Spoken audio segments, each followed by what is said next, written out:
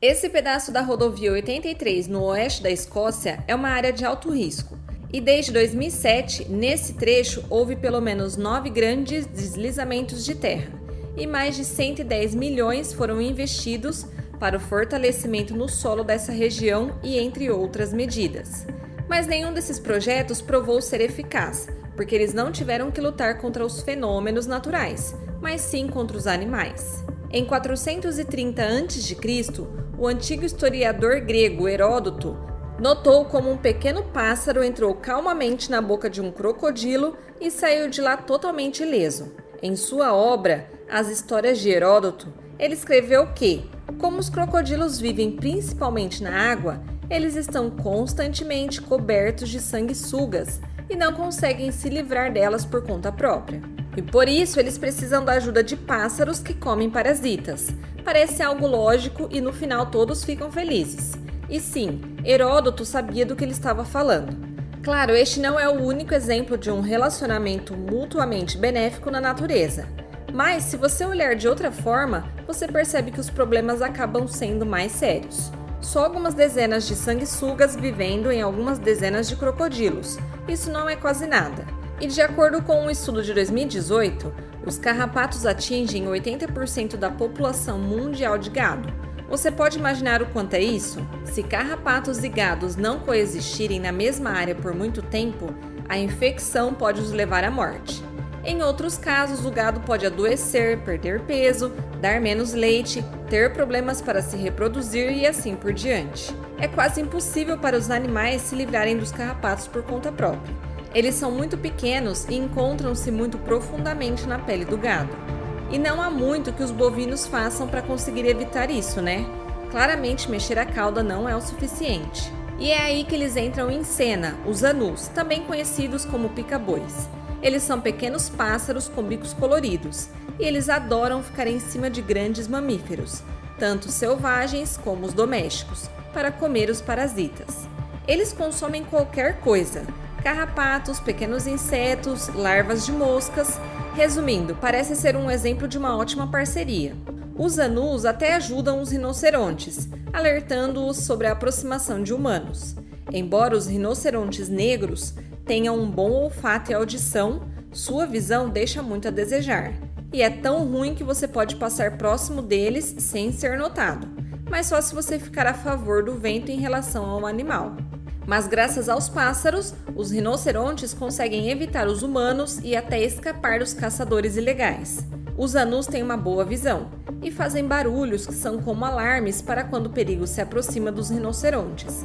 Ou seja, é algo bom para todos os lados. Os pássaros conseguem obter comida, os mamíferos ficam protegidos de predadores, parasitas e doenças, e de fato uma ajuda mútua e sincera. Ok, eu não faria essas perguntas se não fossem algo tão simples. Mas por muito tempo, cientistas achavam que as relações entre os anus e mamíferos eram um exemplo perfeito de mutualismo. Essa é uma simbiose perfeita, embora, na verdade, os pássaros não ajudem ninguém além de si mesmos. Eles até podem estar salvando rinocerontes para seu próprio benefício. Com isso, os anus planejam coletar mais parasitas de um rinoceronte vivo, porque um rinoceronte morto rapidamente se tornará inútil. Não servirá para o alimentar. Esses pássaros há muito tempo se transformaram em vampiros, e eu não tô brincando.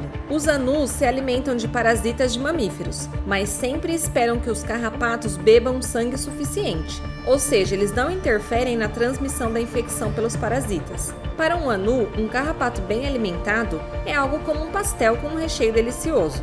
Claro que você pode comer sem recheio, mas por que você faria isso?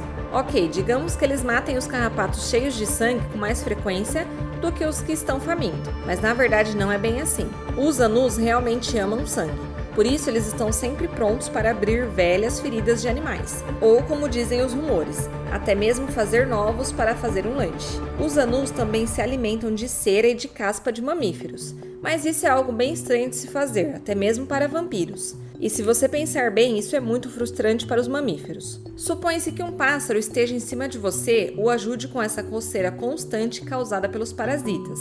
Mas em vez disso, ele coloca o bico na ferida, tornando-a maior e começa a beber seu sangue. Bem, isso não alivia a dor de forma alguma. Até mesmo as moscas negras não são tão cruéis. Muitas delas têm uma substância na saliva que funciona como um anestésico. É por isso que pode ser difícil perceber que você já está sendo comido por um inseto minúsculo que suga seu sangue. Os anus não têm anestésico na saliva, bico ou pernas, o que significa que tudo o que fazem a outro animal deve ser extremamente doloroso. Se você para ver os animais que se tornaram alvos desse parasita voador, parece que eles não sentem absolutamente nada. Não tenho dúvidas de que isso doa bastante.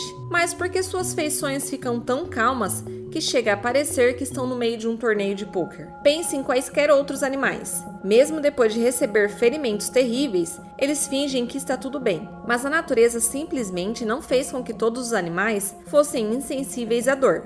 A história é um pouco diferente. Animais pequenos, como coelhos, não mostram que estão com dor, para não se tornarem presas fáceis para predadores. Afinal, eles escolhem as vítimas mais fracas.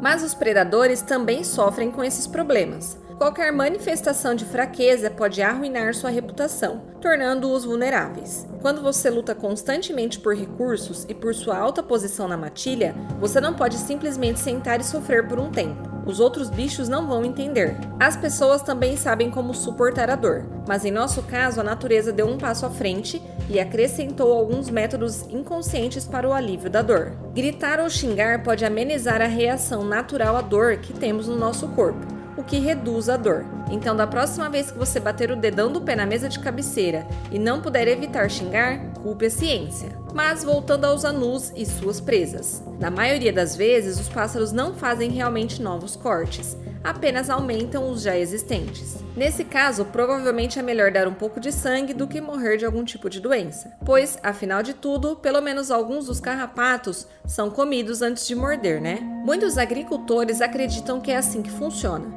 Existem até cálculos que mostram que um anu pode comer cerca de 400 carrapatos por dia, o que é cerca de 146 mil por ano. Alguns dos carrapatos podem causar doenças, então acaba sendo benéfico ter alguns anus por perto. E isso tudo é sem nenhum custo, até porque os anus trabalham de graça. Sim, eles bebem um pouco de sangue, mas ninguém é perfeito. Além disso, combater parasitas com métodos modernos, com a ajuda de diferentes produtos químicos, é caro e não é seguro. Deixar o gado totalmente desprotegido também não é uma opção. Perder uma única espécie de carrapato custa para todo mundo quase 19 bilhões. E isso só com uma única espécie. Não é à toa que os fazendeiros estão dispostos a tolerar esses pássaros vampiros para manter suas fazendas tranquilas. Tudo isso funcionou bem até que os cientistas descobriram algo bem interessante. Em 2000, Paul Weeks publicou um estudo afirmando que os anus não têm efeito na população de carrapatos. Weeks afugentou os pássaros das vacas por um longo tempo, esperando que o número de parasitas aumentasse significativamente, mas isso não aconteceu. Além disso, descobriu-se que o número de animais doentes também não aumentou, mas o número de feridas diminuiu. Em resumo, a única coisa que os anus fazem é beber sangue e comer cera de ouvido. Eles ajudam, no entanto, todos cometemos erros, e quando se trata de vida selvagem é mais fácil do que parece. Um exemplo simples são as ovelhas. O que acontece com elas?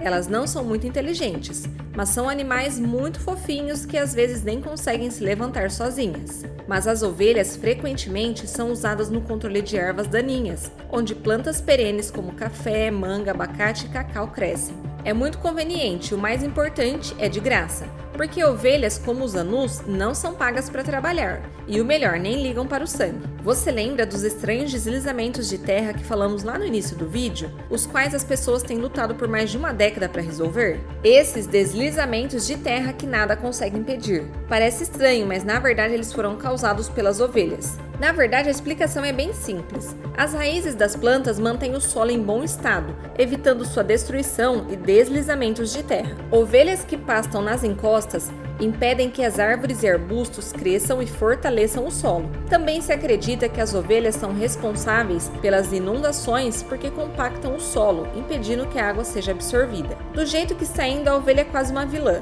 Mas, sendo justo com as ovelhas, não são os primeiros ou os últimos animais que podem mudar o nosso planeta. Na verdade, tudo começou há muito tempo atrás. Imagine que animais enormes, pesando várias toneladas, vagando pela Terra há milhões de anos. Seria estranho se não tivesse consequências. E os dinossauros não apenas deixaram rastros que os cientistas estão descobrindo agora, podemos dizer também que eles foram os primeiros paisagistas da história do planeta. Por exemplo, um grande saurópode tentando escalar uma colina íngreme pode acabar a derrubando. As migrações de lagartos gigantes que seguiam a mesma rota todos os anos criaram caminhos nas rochas e transformou esses vales em rios. Até mesmo uma simples caminhada nas dunas mudou completamente a estrutura para as plantas e animais menores e o seu futuro também.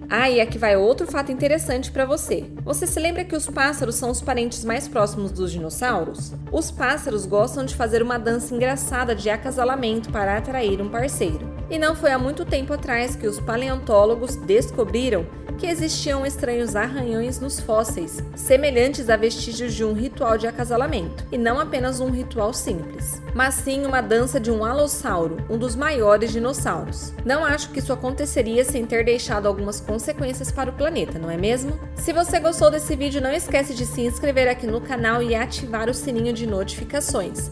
Deixe também o seu like e compartilhe esse vídeo com os amigos. E a gente se vê nas próximas curiosidades do mundo. Até lá!